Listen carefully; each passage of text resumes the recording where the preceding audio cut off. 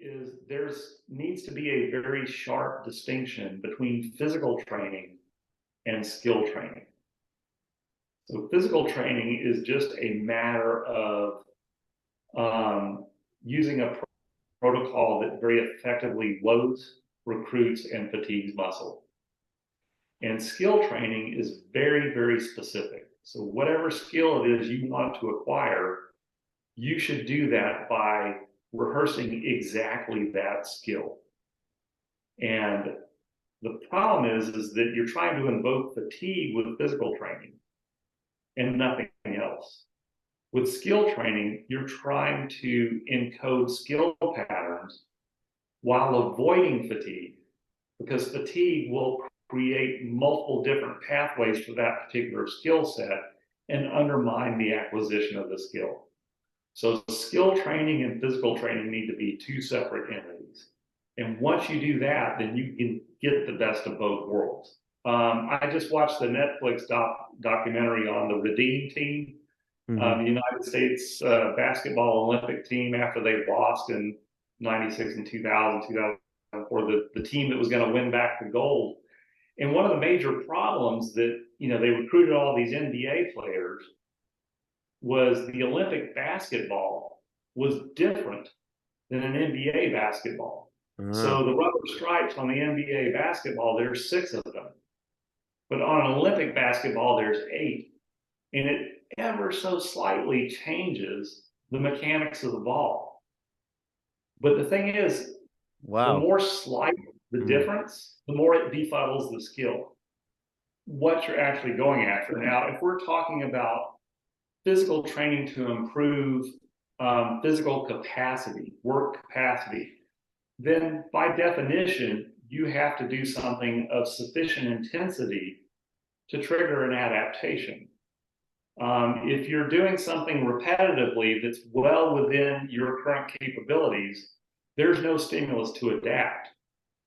You have to really push the limits with intensity to challenge your current level of capabilities and try to exceed it. That is what's going to invoke a depth of fatigue that is going to demand an adaptation from your body. But make no mistake, it's not the exercise that produces the change.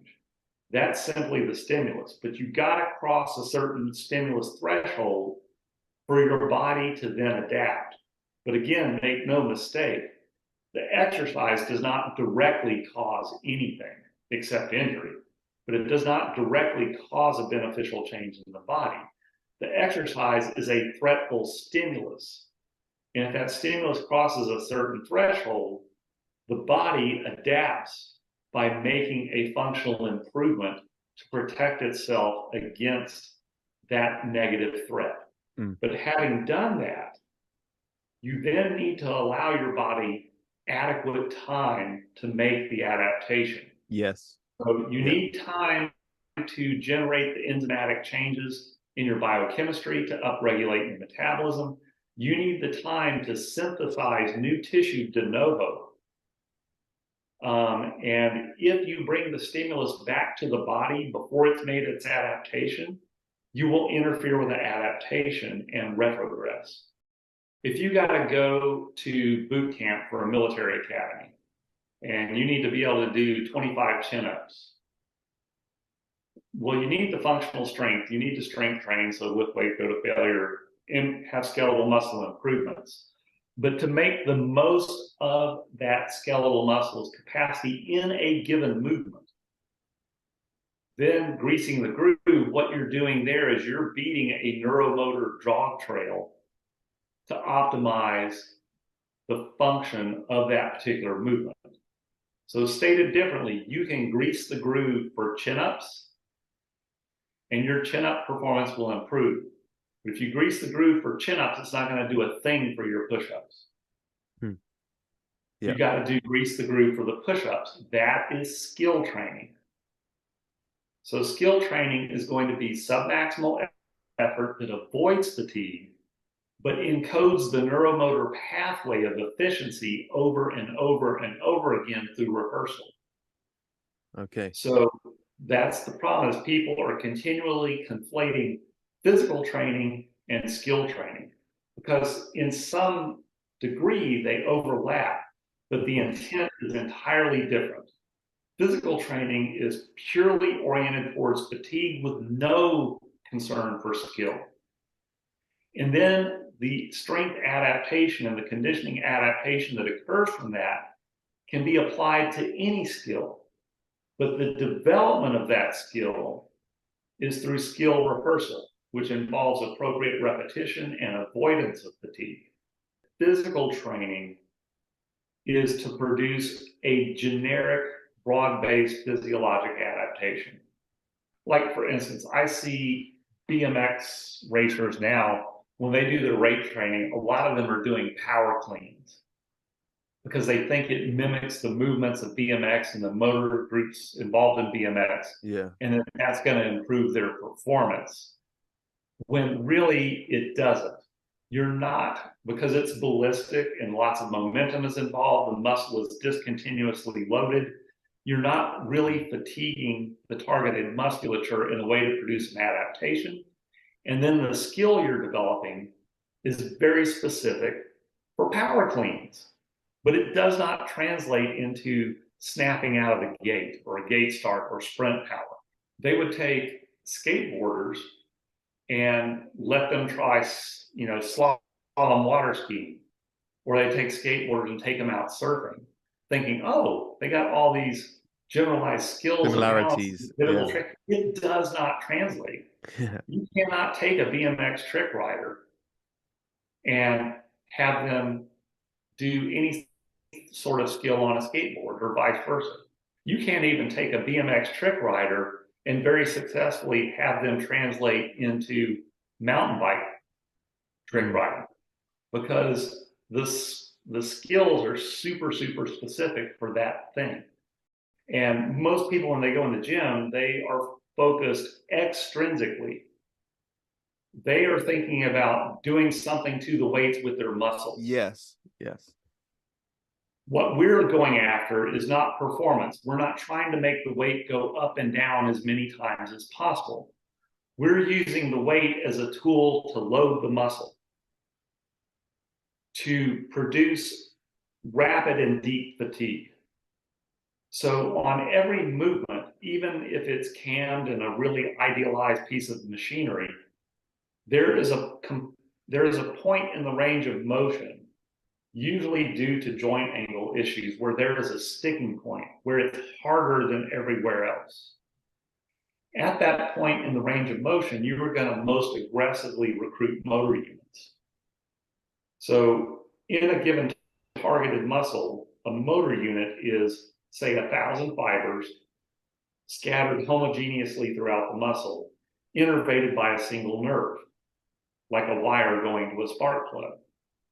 Well, you have like 1,000 different motor units in this muscle, all spread about homogeneously, each with their own nerve.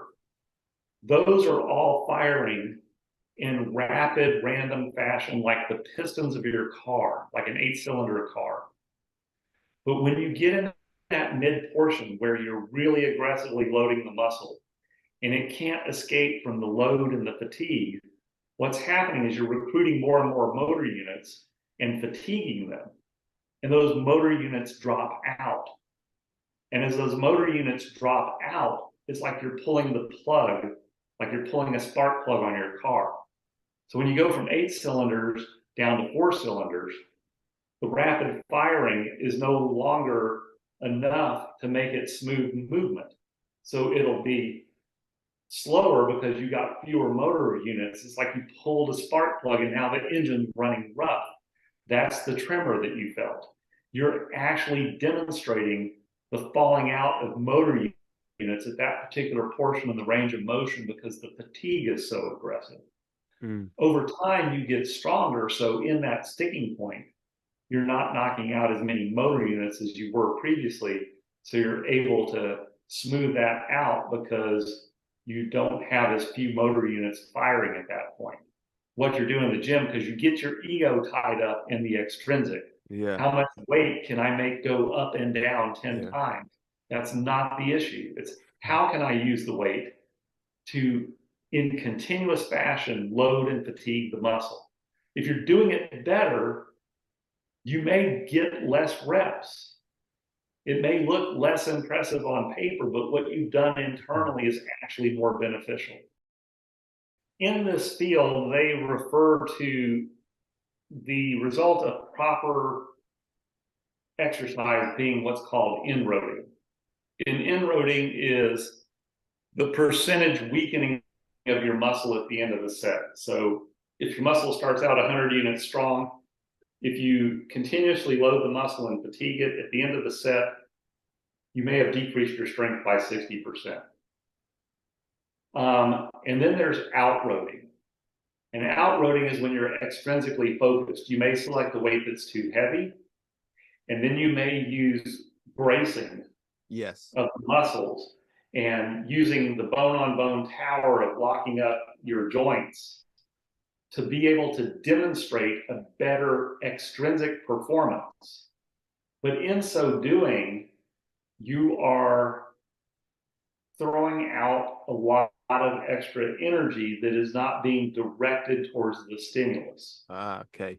You can do an upper body chest press exercise and deeply fatigue the muscle with not a large amount of mechanical work being done and not a large amount of extrinsic force being spent on the body.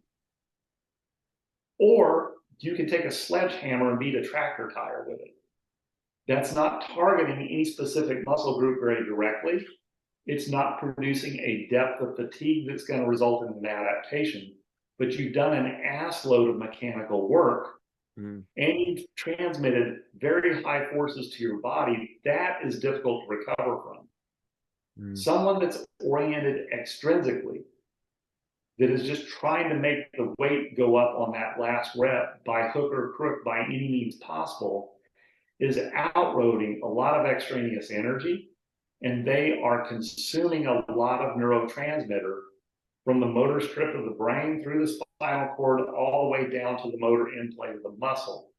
That exhaustion of neurotransmitter for no productive purpose will leave you fatigued for days. It gives you what we in the field call ROBAT, and that stands for run over by a truck. We are trying to build strength when we're working out. We're not trying to demonstrate strength. To me, when I'm training clients or when I'm training myself, the weight really doesn't matter. The weight, and my clients are blinded to the weight that they're using. The weight is just a mechanism to load the muscle to aggressively recruit and fatigue motor units. Increasing the weight in and of itself doesn't necessarily accomplish that better. If it gets them to feel panicky and all of a sudden they're using bracing techniques and grunting and jabbing at the weight that results in discontinuous muscular loading, then the stimulus and the building of strength is compromised in order to demonstrate strength.